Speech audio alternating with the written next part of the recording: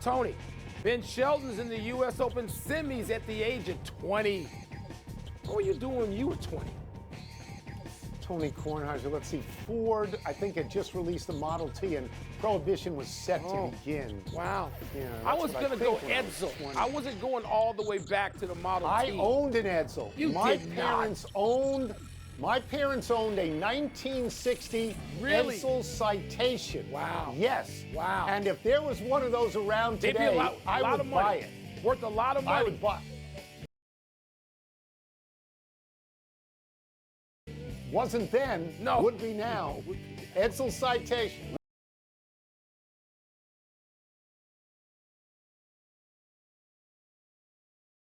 One of those around today, I would buy it. Worth a lot of money. I would buy. Wasn't then, would be now. Edsel Citation. Welcome to PTI, boys and girls. In today's episode, Jose Altuve mashes, Nick Bosa signs, and Booger McFarland joins us for 5 good minutes. But we begin today with last night's All-American quarterfinal at the U.S. Open, where unseeded Ben Shelton beat the 10-seed Francis Tiafoe in 4 sets. Shelton is the only American man left in the draw after Taylor Fritz lost in straight sets yesterday to Novak Djokovic. Wilbon, I know you were geeked for this match. Yes. What are your thoughts on what Shelton did and who he now faces, Djokovic? Listen, I was rooting for Tiafoe, who grew up here, down the street in Hyattsville, Maryland. Still is very connected here in the greater Washington, or the DMV as you like to call it. I was rooting for Tiafoe. But Shelton is absolutely irresistibly charismatic. He's a big, strong athlete, as certain people used to like to say. And he can hit it 200 miles an hour. He can serve it. He can run everything down. He's not a finished product. He's a rookie. The only thing I don't like about Shelton, and I don't like this about any tennis today, any young players, is every single point they have to look at the box and they have to get approval from somebody in the box. And Shelton's got to do it from his father, Brian, who I've met and like and terrific, but they can't breathe without gesticulating to the box. And so I hate all that garbage. Other than that, the match was terrific. I was rooting for Tiafoe. I'm a root for Shelton to beat Djokovic. Shelton, man, come on, Tone. I know you didn't stay up and watch, but he is charismatic. The future of American tennis, he's way up in there. I got that. And I'm going to rant for a little while here because I didn't stay up and watch it because it's ridiculous that match started after 9:30. Yep. This was the feature match of the day. Maybe it's going to turn out to be the feature match of the entire tournament. You had 2 American players in a U.S. Open quarterfinal for the first time since, 2005.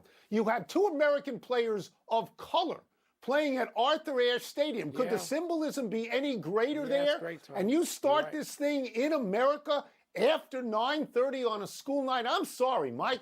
You take whoever is on that court at 8 o'clock and you tell them you're going to have to move because we're putting this match on, or else you're killing your ratings. Now, let me get to Shelton. Shelton is the magic age, 20. You can't go past 22 without emerging. That's not how it works in tennis. Yeah. It's 22 and down, and sometimes it's teenagers like McEnroe, like Chris Evert, like Serena Williams, like Pete Sampras, Bjorn Borg, Carlos Alcaraz. Yeah. Now, I don't think he can beat Djokovic, but sometimes, Mike, it all comes together in that moment.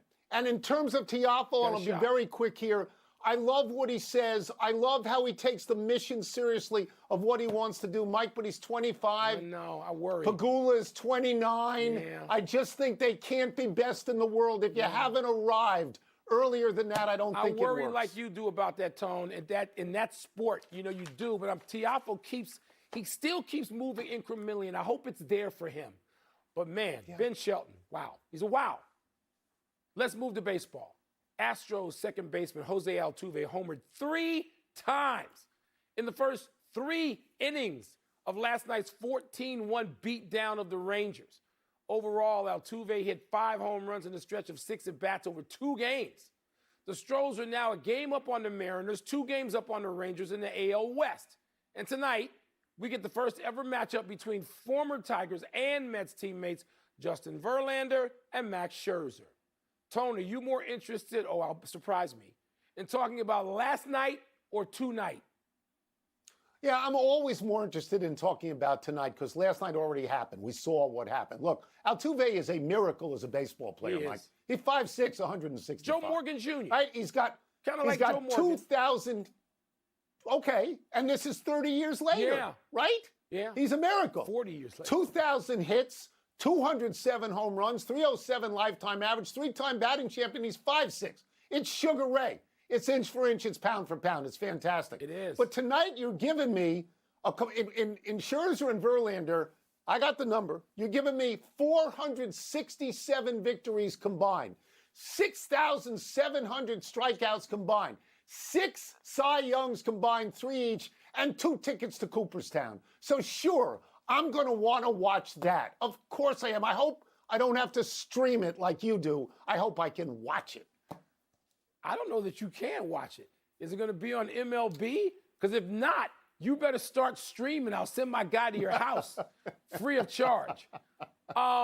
Yes, and I knew you would love that pitching matchup as soon as I heard about it. And there's nothing not to love. You didn't exaggerate. There was no hype in what you said about those two guys. But I want to go back to Altuve for a second. Because, Tony, I did think about Joe Morgan. Your dear friend, Joe Morgan. Yep. I mean, I thought about that because I grew up watching the great Joe Morgan. And you don't see many people at that size dominate. Domination now is an overused thing. People say, I want to dominate when they should be saying, I want to participate. Altuve will dominate you. He can do it for weeks. He can do it for a month. He can do it for a postseason. Yeah. And, Tony, the postseason still runs through Houston. I know the other teams are up there threatening, and the Braves look good, the Dodgers look good. It runs through Houston and Altuve. But, Mike, there is a sense tonight that I have that this is an all-in game for Texas, because if they lose this, they will have been swept at home, I believe, by Houston. I think they got to win. They got to win this one, I would think. We move now to the NFL and a couple of big-name defensive stars. Chris Jones wants more money from Kansas City and is withholding his 15.5 sacks until he gets it. Nick Bosa, the reigning NFL Defensive Player of the Year, wanted more money from the 49ers and was withholding his 18.5 sacks until he got it, which this afternoon he did, to the tune of a reported $122.5 million guaranteed over 5 years. Wilbon, how much are the 49ers helped by signing Bosa, and how much are the Chiefs hurt by not, as of yet, signing Jones? Well, Tone, the Chiefs are hurting a little bit without Chris Jones. Because if you look at the splits, when he's on the field and when he's not on the field, it's just like Bosa. When he's on the field for the 49ers and when he's not. And there's no question the value of these two guys. Now, in Bosa's case, his team is more dependent on defense. It's a defense-first team as they figure out who the quarterback is and whether or not he can be healthy and whether or not he's ever going to play and this and that and the other. So Bosa may be more essential to the team, but I'm going to tell you something. Kansas City's defense, to me, is very ordinary without Chris Jones. They're going to need him, and I think they'll get him back. This morning, the reporting on Bosa was that they were far apart, and they weren't that far apart. Now, I think Chris Jones is going to get in, too. Yeah, I mean, I don't worry about this game. I don't think that Detroit can beat Kansas City in Kansas City in the season opener, whereas I worry a little bit more about San Francisco at Pittsburgh. So I agree with you that Bosa going there is a real big deal. But let us understand something about defensive players, particularly big pass rush guys. They're ready to go. If they sign today, they play tomorrow, they dominate tomorrow. These guys are ready. All he has to do is sign, and they can go. Yeah. And it's important in Kansas City because with teams like Kansas City, you worry about complacency setting in. You don't want something like that. Let's take a break. Coming up, we will ask Booger McFarland whether he's riding the Lions hype train ahead of tomorrow's NFL season opener. That's a whole lot of hype, and I think all it is hype. We'll also ask him what he saw from Deion and the Buffs on Saturday. Mike, I want to go back to the tennis for a second. Yeah. This is men's tennis, best of 5. It routinely takes 3 hours. It ended after midnight.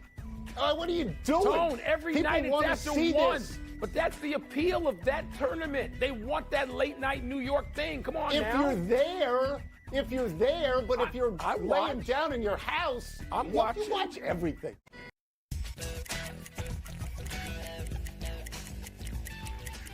The NFL season kicks off tomorrow night, which makes it a perfect time for the return of our great friend, ESPN, NFL, and college football analyst. Yeah. Sporting an Augusta National shirt today, Mr. Booger McFarland. Doing it all. We will start with this. Tomorrow's opener at night is the Lions at Kansas City. The Lions were incredibly schizophrenic last year, if I got this right. They opened the season 1-6, and then they closed 8-2. Which Lions team do you expect this year, and why? You know, Tony, I think it's going to be the 8-2 team. And normally you can't carry what happened at the end of one year to the next, but I do believe you can carry mindset. And Dan Campbell has a great mindset. That's the head coach. I think he has these guys believing, and I think he changed the culture in Detroit that they finally believe that they can win. You couple that with the offensive coordinator, Ben Johnson, coming back, pair it with Jared Goff, who was one of the top 5 quarterbacks in football last year, add in Amon-Ra St. Brown, go with Jahmyr Gibbs, who they drafted. I think that combination is going to have that offense being one of the more lethal offenses in football. And the reason there's such a drastic change from early in the season to late was their defense. And it's led by defensive coordinator Aaron Glenn. He got better throughout the season. And I do believe with the pieces they've added on defense, Hutchinson, another year in the system, I think they will be better. So I am buying in the Detroit Lions, maybe even to pull the upset tomorrow night. Ooh. Wow. Tony, Booger knows so much more about this than we do. But let me just say, Booger, I'm older than you. And I spent my whole life in the Midwest watching the Detroit Lions make fools of everybody who ever believed in them my whole life. So I ain't buying them, not yet. And I'm also not buying, as we move to the next question, the damn New York Jets. We hear about Aaron Rodgers all the time, but Jets corner DJ Reed says the team's defense could be historically good, like the '85 Bears. I certainly ain't buying that garbage or the 13 Legion of Boom. Do you see any of that with the Jets? And tell me the Jets and Lions aren't just a pile of hype. Well, I don't think they're a pile of hype. I also don't see the '85 Bears defense. Let's think about this. There were 3 Hall of Famers on that defense: Richard Dent, Hampton, Singletary. I don't know if that Jets defense has 3 Hall of Famers, so I think that's a lofty comparison by Reed. But here's the thing I will say. They do have playmakers everywhere. You talk about Reed and Gardner at the cornerback position. Their defensive line may be as deep as any in football, and dare I say, they're going to have Philadelphia Eagles-type production this year, and we saw the Eagles get 70 sacks last year. So while I'm not going to compare them to the '85 Bears, hell, Mike, I'm not even going to compare them to the 2002 Buccaneers or the Ravens. And we have 4 Hall of Famers on our defense. But I do believe they're going to be really, really good in New York. I love Robert Saleh, the head coach. I love what they do. But they got to figure out a way where they can go out and dominate. And in order to be one of the all-time great defenses, you have to have a dominant mindset. It's not about giving up points. We didn't want to give up first downs. And so I would tell DJ Reed and everybody in New York, let's see what type of mindset you have week in and week out. Because the one I played on in Tampa, man, if you got too many first downs, we were ticked off.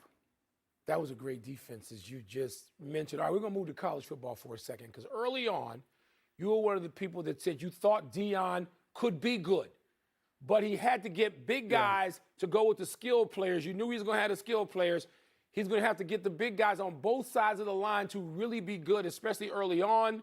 Looked like he had that at least for one game, kind of, sort of, but what did you see from those others in that game with Colorado? You know what, Mike? I saw something very similar to what I saw at Jackson State. I saw a team that was well prepared.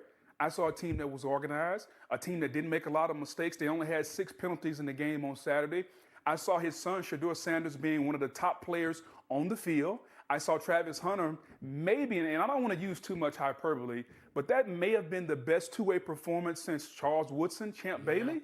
Yeah. And so to me, I knew I was going to see that. You know the most amazing thing, though, Mike? It was the culture change. Think about this. Colorado was 1-11 last year. They lost those 11 games by an average of 30-plus points. For Deion to come in there and change the culture, I'm going to try to draw a comparison. Imagine trying to change the mindset of Tony in the attic. How do we get Tony out of the attic and back in the studio? That would be the difference of what Deion had to do when he went to Colorado. So it was a drastic change. Wow. He did a hell of a job.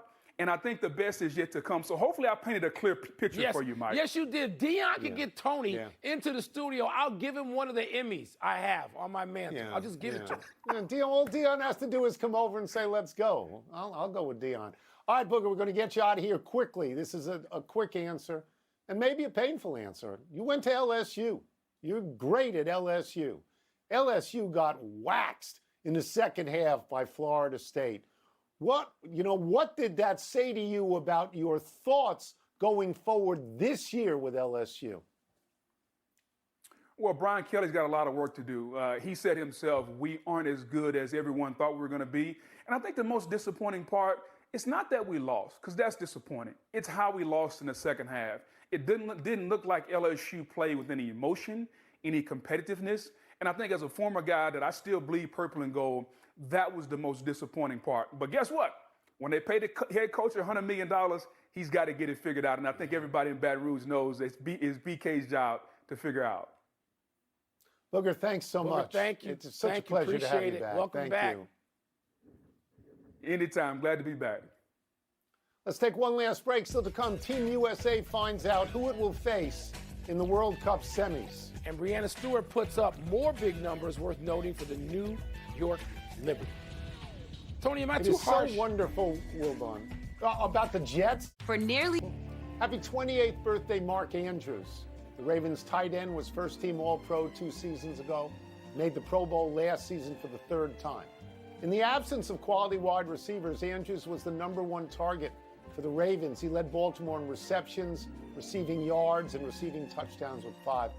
Andrews has been the Ravens' leading receiver in 3 of the last 4 seasons.